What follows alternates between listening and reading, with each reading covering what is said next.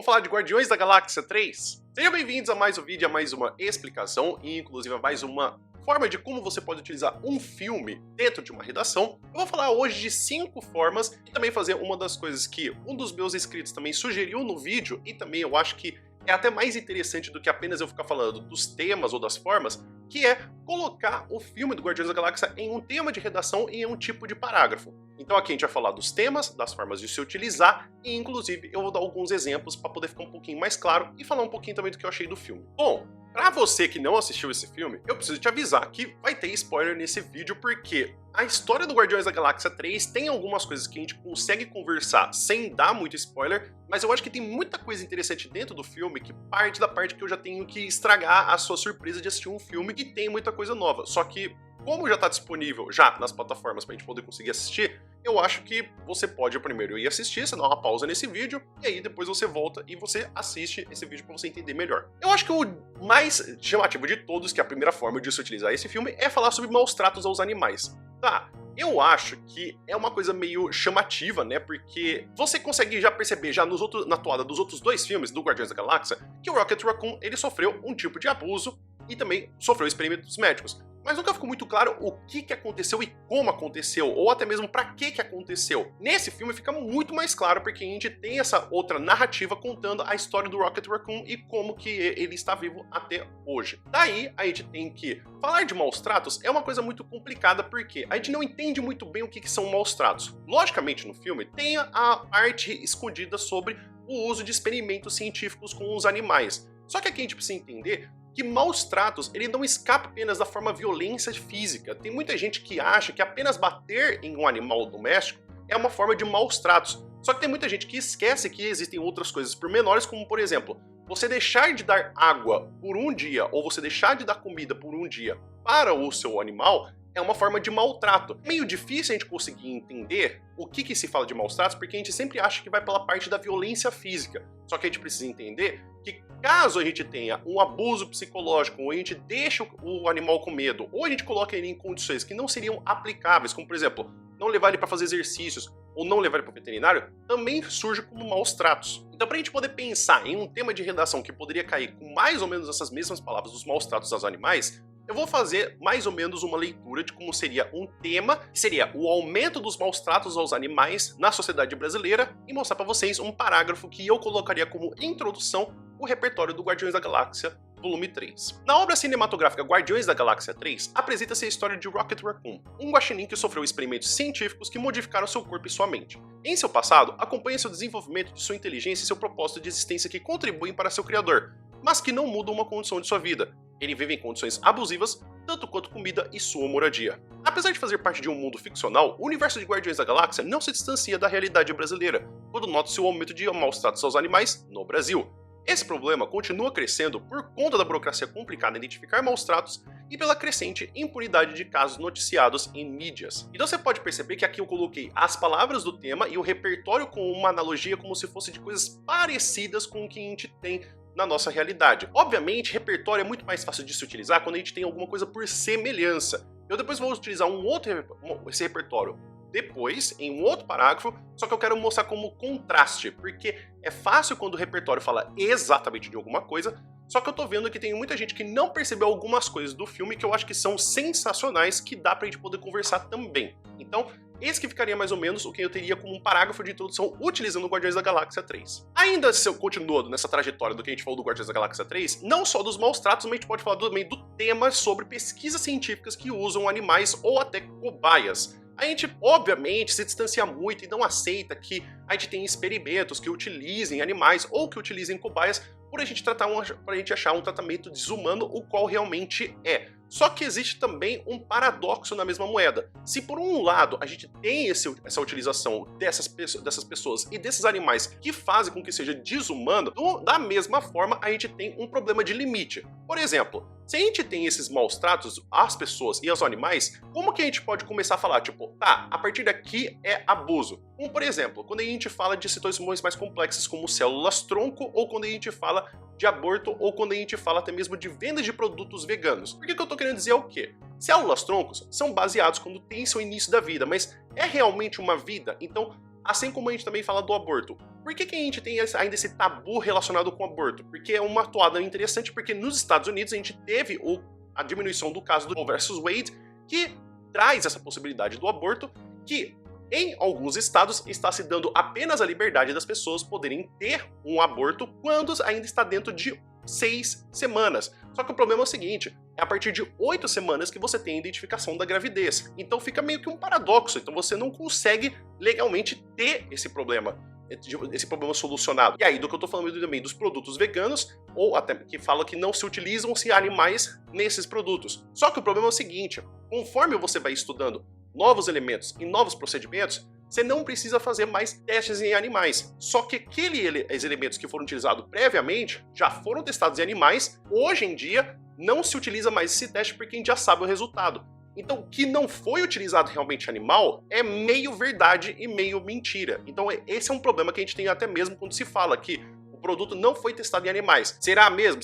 Tipo assim, tá, o produto não foi testado ou não houveram pesquisas científicas com os elementos desse produto que foram utilizados em animais? E um dos temas que eu mais adorei, que inclusive eu vi isso até mesmo na rede social do Letterboxd, foi uma análise sobre aceitação e autocuidado. É uma parte interessante porque a gente percebe que muitas das personagens são opostas a si mesmas, a outras personagens. Como, por exemplo, a gente tem o Rocket Raccoon, que ele tem vergonha de tudo que ele teve do seu passado e de toda a história que ele passou. Ao passo de que o Drax, ele não tem vergonha, e ele assume, e ele gosta de quem ele é. Apesar de até mesmo se chamar de Drax, o Destruidor, a gente não vê ele realmente destruindo alguma coisa em cena. É até engraçado a gente perceber isso, porque ele não destrói nada, ele só é um cara que não entende metáforas. E também a gente tem como uma das grandes dualidades, que é o caso da Mantis, que ela aceita as pessoas por quem elas são, e quando a gente tem o caso da Nebula, que ela não se aceita por quem ela é. Mas de uma forma muito bonita, até mesmo dentro do filme, quando a gente vê a Nebula,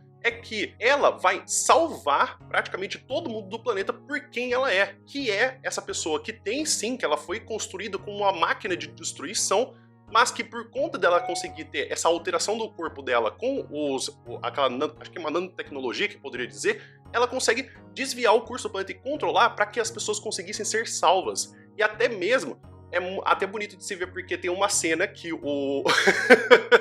que o próprio Peter Quill, ele fala pra Nebula que os olhos dela eram muito bonitos. E aí ela fala, mas é porque meu pai colocou como uma forma de intimidar as pessoas.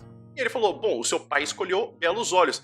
Eu acho que a gente vê isso como uma forma meio estranha, né, de se elogiar, mas eu acho que é a ideia do novo aceitação. Não é que a gente é quem a gente é, que nem no filme se fala. O nosso criador, ele pode ter escolhido uma coisa pra gente ser, mas é a partir de nós e da nossa aceitação que a gente pode se tornar algo completamente novo e bonito. Porque você não é explicado por quem te criou, mas por quem você aceita ser. E até pensando nesse mesmo debate que poderia ser um pouco relacionado que a gente tem com essa atuada, a gente poderia dizer sobre um tema como o perigo dos padrões de beleza em redes sociais. Então, eu vou trazer para aqui para vocês como se fosse um repertório utilizado em um parágrafo de desenvolvimento para você poder perceber. Sendo que eu estou colocando como tese, falando de que esses padrões de beleza ideal é porque a gente tem um bombardeamento dessa ideia desse padrão de beleza que a pessoa vai ser apenas feliz quando tiver aquele corpo. Então perceba aqui como é que fica. Inicialmente, a procura de um corpo ideal inicia-se com um bombardeamento que encontra-se nas redes sociais de que você só será feliz quando alcançar os ideais propostos.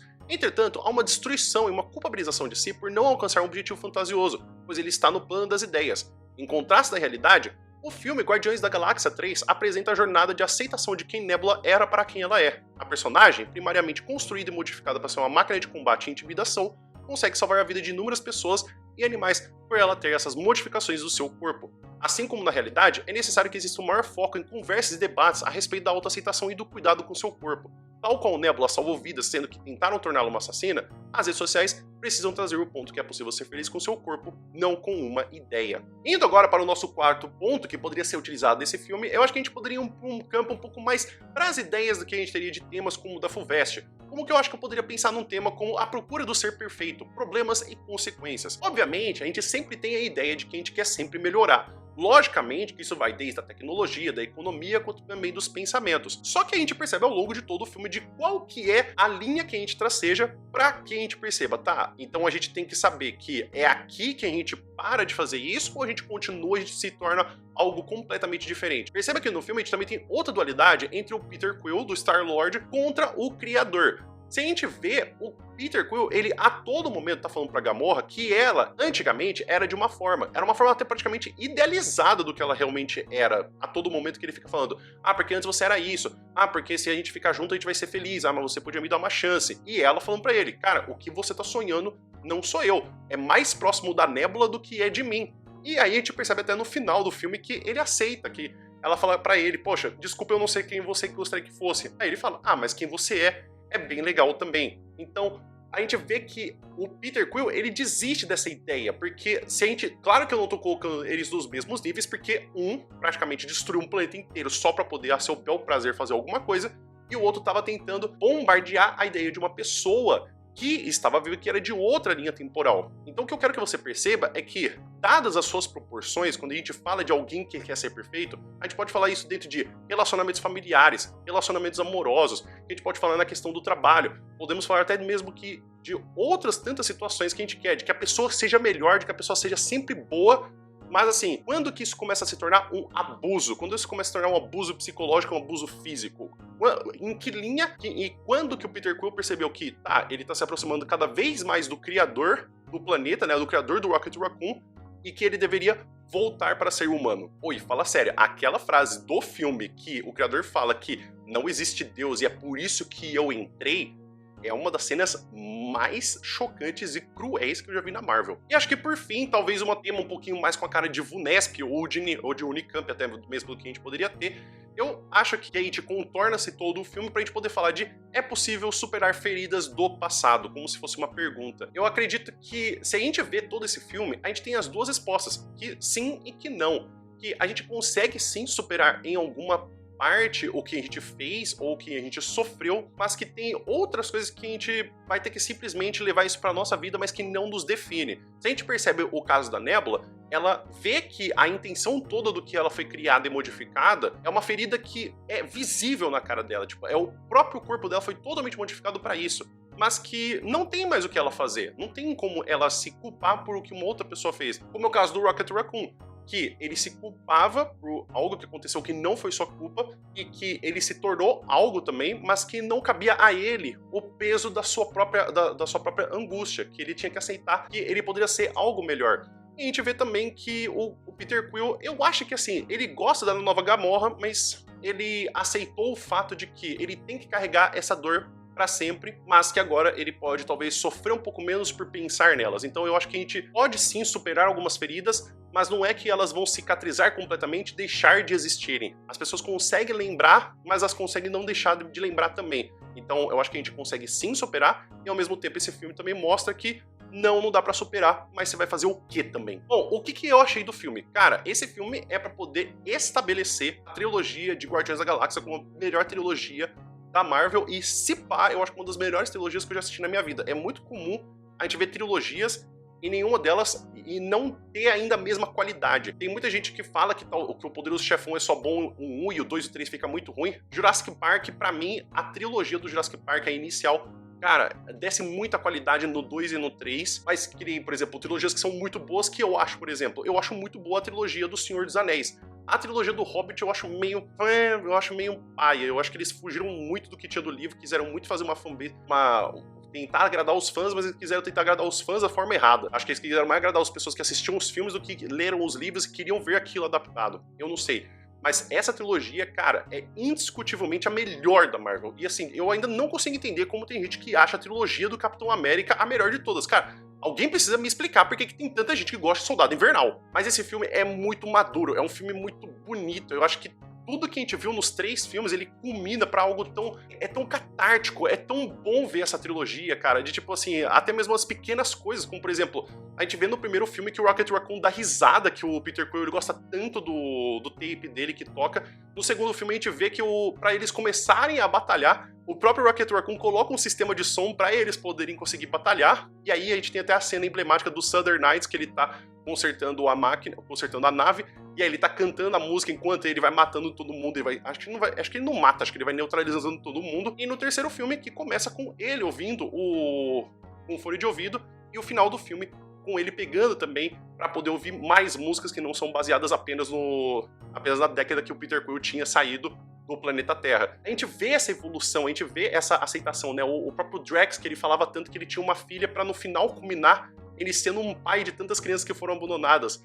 E é muito bonito, é muito catártico o filme. Eu acho que é um filme que, assim, se você não assistiu nenhum dos Guardiões da Galáxia, eu acho que não vai ter o mesmo peso. Eu acho que é indiscutível ter que assistir o primeiro, o segundo, pra ir pro terceiro. Eu acho que o primeiro é excelente, o segundo ele cai um pouquinho porque a gente já tá acostumado com o primeiro, mas o terceiro, cara, é sensacional. Eu acho que é um pedido de desculpa da Marvel dos últimos filmes que eles fizeram pra poder mostrar que, olha só, a gente sabe fazer bons filmes. Mas é assim, a Disney tá pecando muito de, tipo, colocar pessoas que gostam do que estão fazendo, colocar pessoas que gostam do material e fazer algo que elas gostariam e que se orgulham de estar fazendo aquilo. Porque, cara, ver essas últimas adaptações, ver essas últimas séries, tipo assim, que nem She-Hulk, mano, os caras foram escrever uma série que o pessoal não tinha conhecimento de como escrever, uma cena de corte de justiça. Como que você me entra numa série que você não tem conhecimento e você nem gosta do que você tá fazendo? Então, assim, eu acho que tá faltando gente que gosta do que faz e que gosta do material que tá produzindo. E o James Gunn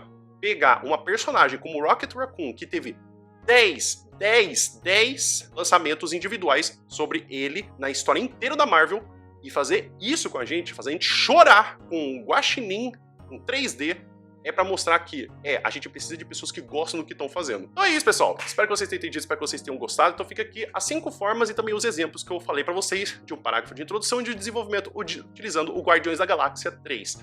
Inclusive, tem algum outro filme que você queira que eu faça uma análise pra falar de 5 formas de como se utilizar, dando também exemplos de parágrafos? Escreve aqui nos comentários aqui, por gentileza. Eu também já fiz também outras 2 análises de outros 2 filmes, que eu fiz tanto sobre o Oppenheimer, que eu acho que é um ótimo filme, é um filme um pouco até longo, mas eu acho que ele faz sentido ser tanto longo, e o filme da Barbie, que inclusive eu tô utilizando a mesma camiseta, que é um filme, assim, muito engraçado. E se o Ryan Gosling não ganhar de melhor ator nos Oscars, eu acho que vai ser um grande crime. O vídeo vai ficando por aqui. Muito obrigado por todo mundo que ficou até aqui. Espero que você tenha um bom dia. E a gente se vê no próximo vídeo. Até mais!